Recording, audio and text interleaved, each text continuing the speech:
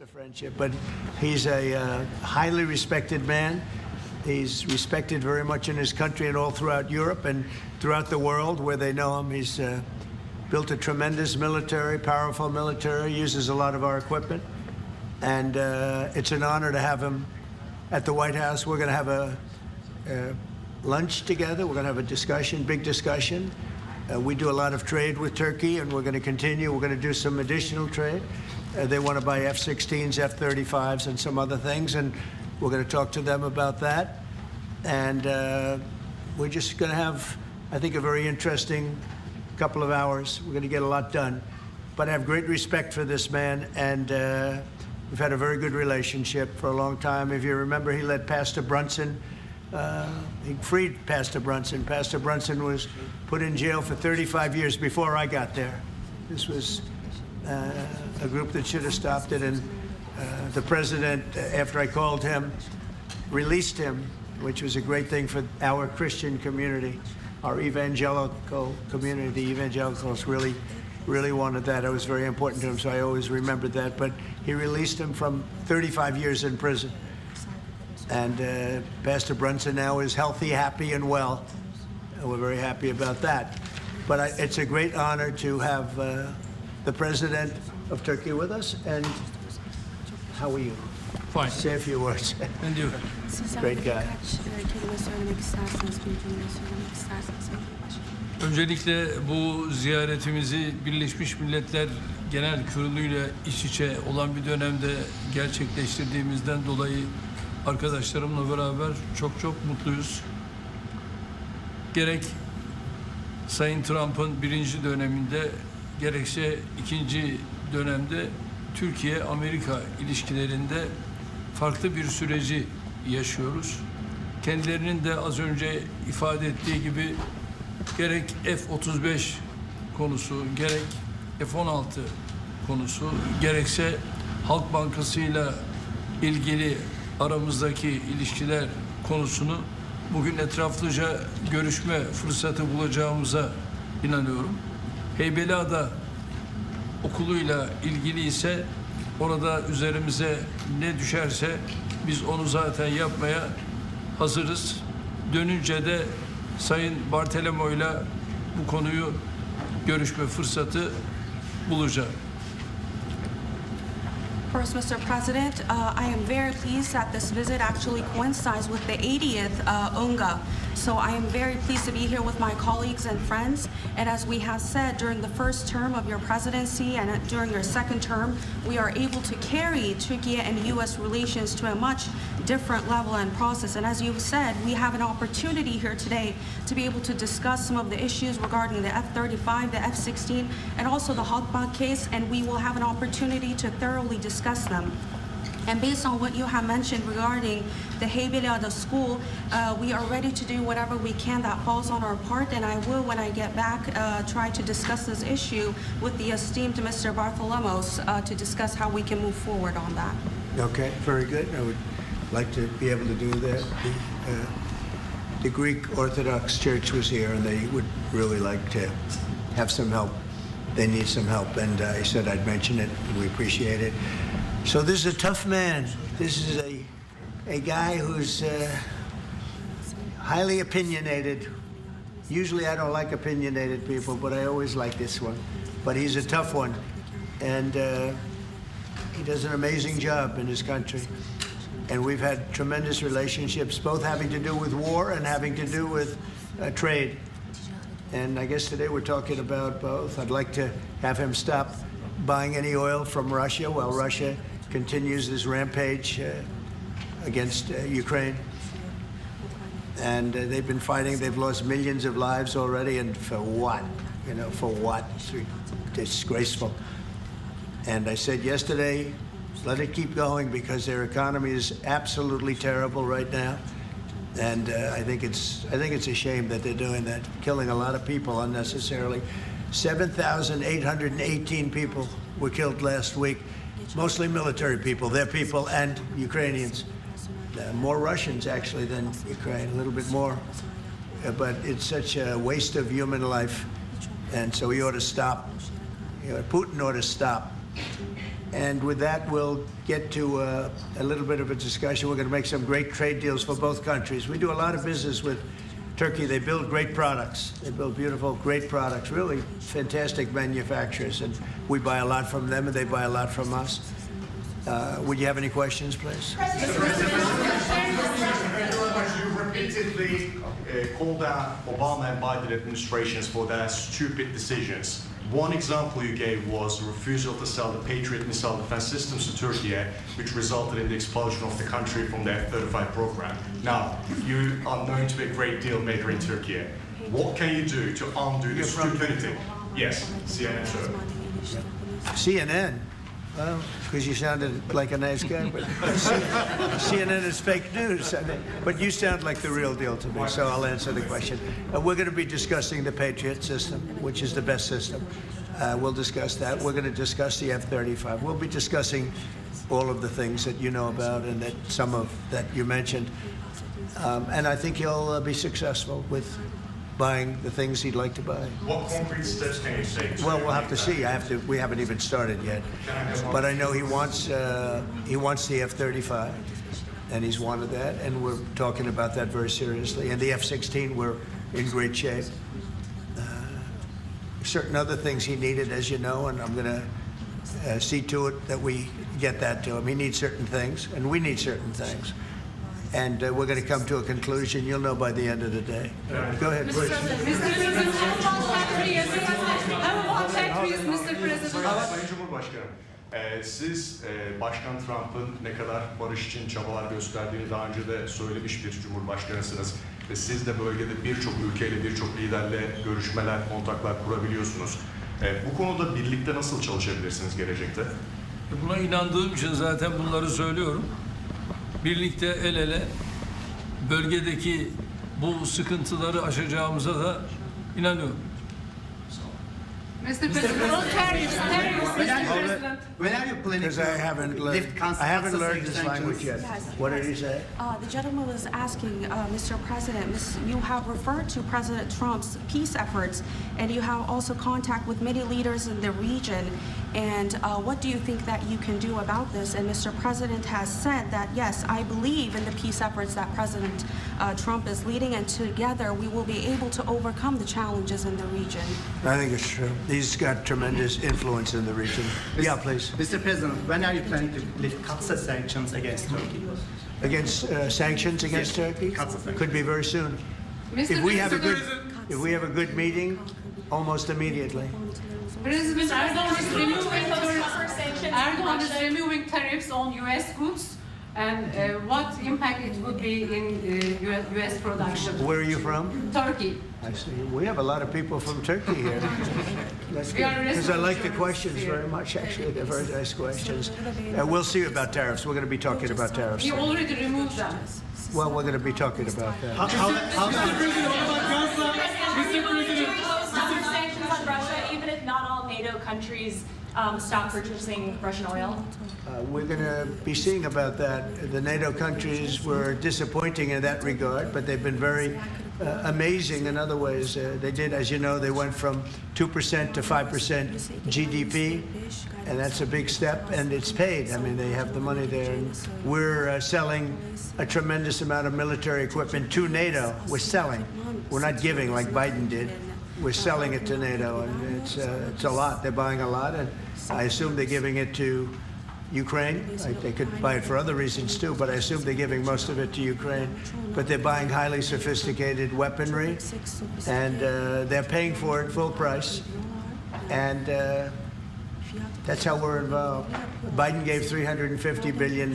Look, this war would have never started if I were president. If I were president, this war would never be happened. It would have never happened. Yeah. Mr. President, I would like to ask about Gaza. Are you on the same page, Mr. Erdoğan, for Palestine, Israel? Well, I don't know his stance. I can't tell you about that. I just say that we want to get Gaza over with. I had a great meeting with the leaders of that area, of that region, generally speaking, the Middle East.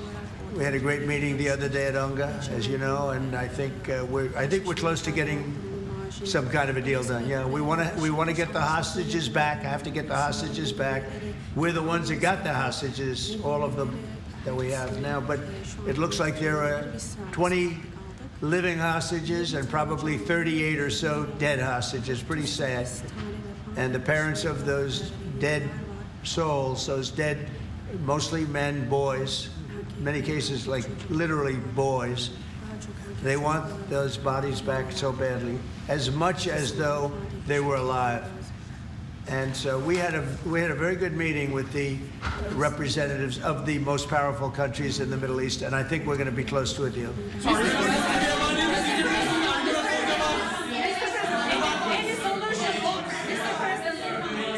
Mr. President, we've noticed that in the Ukrainian war and during the Israeli-Iran war, the airspace of the NATO countries is very fragile, and it needs to be stronger. And in that sense, Turkey being the second largest army in NATO, it needs to support its air force and air defense.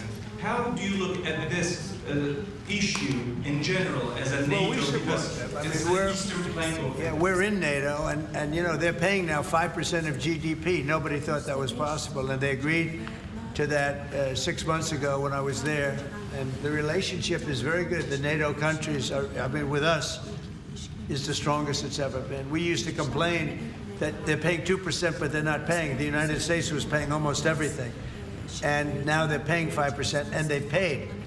And that's trillions of dollars. You know, we're talking about trillions of dollars. And they're spending that, giving that money to us, and we are giving them great defensive, you know, the Patriots and all of the different javelins, all the different missile systems and everything else that they want. But it's, you know, it's trillions of dollars. So we appreciate that they did that. So they went from 2% to 5% of GDP, and that was something that nobody even would bring up. Biden should have brought it up a long time ago, because under Biden, we paid $350 billion, and all it did is make things worse. So we'll see how it goes. 35s to Turkey, fighter jets, F-35s. Yeah, we're talking about the fighter jets for Turkey. Yes, we are. Are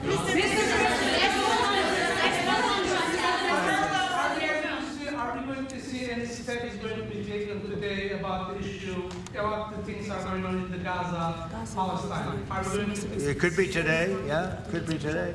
We have a very strong dialogue going on with Saudi Arabia. With, I would say, you have 4 or 5 real leaders that are being good. As you know, I met with Qatar, Saudi Arabia, UAE. We met with Jordan. The King of Jordan was there. We had a really great meeting. I think a lot was determined at that meeting. And I have to meet with Israel, and I have to do that also. They know what I want, and I think we can get that one done. I hope we can get it done. A lot of people are dying. But we want the hostages back. We don't want them back, 1 this week, 1 in 2 months from now, 3 later, and you know, like the way it's been going. We got them all back. We got a lot of them back. We got the American Alexander. We got the American hostages back.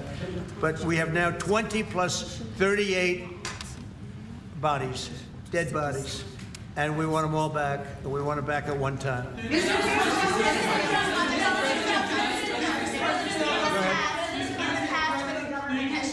President Erdoğan will help to release the hostages? Do I think what?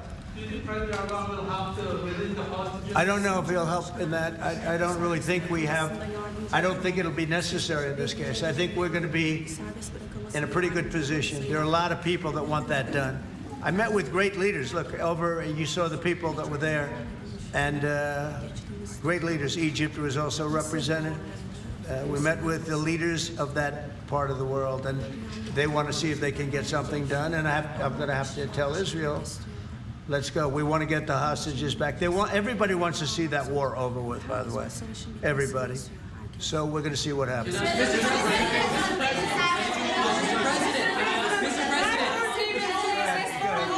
President. How do you see a joint initiative with President Erdoğan to bring the President of Russia, Putin, and President Zelensky to the negotiating table?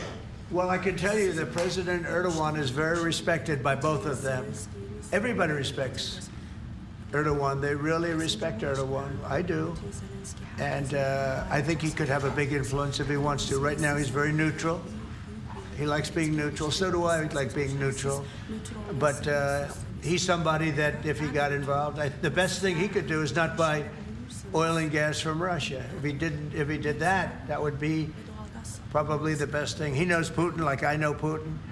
I thought Putin, I settled, as you know, 7 wars, and it's probably more than that if you really want to know the real facts, but 7 wars, and I thought this would be among the easier ones to settle.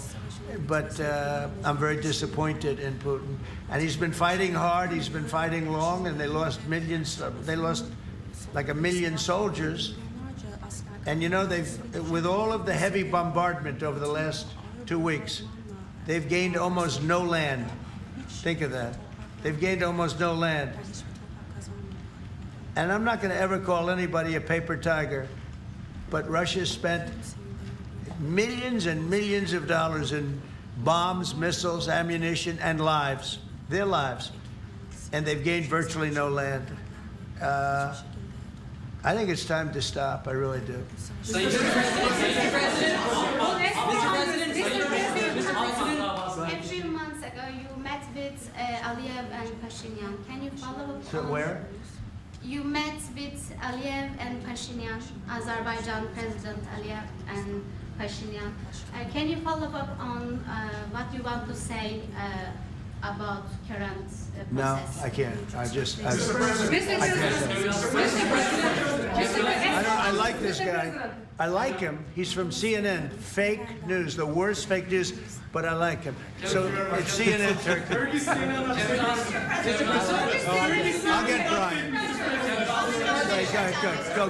Syria has been a major issue between the 2 countries for the past decade. And you said the future to Syria is in Erdogan's hands back in, I think, December and January. And the countries are in the process of integrating regional fractures into the main government. When do you want to see that happen? Well, I think President Erdogan is the one responsible for Syria, for the successful fight in ridding Syria of its past leader. And I think this man is responsible. He doesn't take the responsibility, but it's actually a great achievement. They've been trying to do it for 2,000 years. I said, he does it, he did it. I mean, they're your surrogates. I think you should take the credit for it. I told him, take the credit. For 2,000 years, you've been trying to take over Syria. He took over Syria, and he doesn't want to take the credit. You know, all of those people are his surrogates. But the leader of Syria, the new leader, as you know, I took sanctions off in order to let them breathe, because the sanctions were very strong. But I think we should have a major announcement today. He was responsible for that victory. It was a victory for Turkey, because they've been fighting, as you know, for like 1,000 years. And it never went, you know, it was back and forth, but he's responsible for that. So he would have a lot to say with respect to Syria. But at his request, I took, and the request also of the King of Saudi Arabia, it's very interesting, and Qatar. They said, if you could take the sanctions. We had very strong sanctions. They couldn't have lived with those sanctions, and I took them off to give them a chance to breathe. But the president was one of the people that was responsible for that. He asked me to do it, and I did it. Mr. President, furloughs are very typical when the government shuts down. Why is the administration directing federal layoffs of federal workers this time around? Well, this is all caused by the Democrats. They asked us to do something that's totally unreasonable. They never change. They want to give money away to illegals, illegally, people that entered our country illegally. They want to give them massive federal money. And we don't want to do that because it means everyone's going to just keep pouring back. Right now, we have absolutely perfect borders like you haven't seen in many years. Even better than I had great borders during my 4 years, but these borders are stone cold closed. You can only come into our country legally now. But the Democrats want to give it all away. They want to open up the borders. Take a look at that. Big thing. They want to open borders again after what we're going through now, getting rid of prisoners, getting rid of all of these people dropped out from mental institutions, drug dealers, drug addicts, everything. They're putting everybody into our country. It's all ended now. But this is what Schumer wants. This is what the Democrats want. They want to have, and they want to take our money. We're doing well because of tariffs. We're doing unbelievable. We're making more money than we ever have made. And by the way, we're going to take some of that tariff money that we made, just to get off the subject for a second. We're going to take some of that tariff money that we made. We're going to give it to our farmers, who are, for a little while, going to be hurt until it kicks in. The tariffs kick into their benefit. So we're going to make sure that our farmers are in great shape, because we're taking in a lot of money. We're finding, the other day, it was very interesting, they found $31 billion. They said, sir, we found 31. I said, you mean positively, right? They said, yeah, 31 million more than we knew. And they said, we don't know where it came from. I said, check the tariff shelf. They came back the following morning. They said, you're right, sir, it came from the tariffs. We've never seen anything like this. So what we're going to be doing is we're going to be taking some money from all of the tariff money that we've taken, and we're going to distribute it to our farmers until the tariffs kick into their benefit, which ultimately the farmers are going to be making a fortune. But it's a process of, it has to kick in. All right, maybe one more. There was another shooting at an ICE facility in Texas yesterday. Terrible. Detainees were killed. The FBI director posted on social media bullets that were engraved with the message anti-ICE. Right. He just posted another thing on social media saying they recovered a handwritten note from the subject that read, hopefully this will give ICE agents real terror to think, is there a sniper with AP rounds on that roof? Who do you hold responsible for the uptick in left-wing violence in the country? Radical left rhetoric. The radical left is causing the problem. They're out of control. They're saying things, and they're really dumb people. I mean, I look at Crockett, I look at some of these people, they're very low IQ people, actually. But the radical left is causing this problem. Not the right, the radical left. And it's going to get worse, and ultimately it's going to go back on them. I mean, bad things happen when they play these games. And I'll give you a little clue. The right is a lot tougher than the left. But the right's not doing this. They're not doing it, and they better not get them energized, because it won't be good for the left. And I don't want to see that happen either. I'm the president of all the people. But the radical left is causing this. Radical left Democrats are causing this problem, and it gets worse. It gets worse, and it'll be a point where other people won't take it anymore, and that will not be good for the radical left, and we don't want that. Okay, thank you. Mr. President, it seems like an indictment of James Comey is imminent. Would this be the first step in accountability for pushing the hoax of Russia, along with Barack Obama involved as well? Well, I can't tell you what's going to happen, because I don't know. You have very professional people headed up by the Attorney General, and Todd Blanche, and Lindsay Halligan, who's very smart, good lawyer, very good lawyer. They're going to make a determination. I'm not making that determination. I think I'd be allowed to get involved if I want, but I don't really choose to do so. I can only say that Comey's a bad person. He's a sick person. I think he's a sick guy, actually. He did terrible things at the FBI. And but I don't know. I have no idea what's going to happen. Thank you very much, everybody.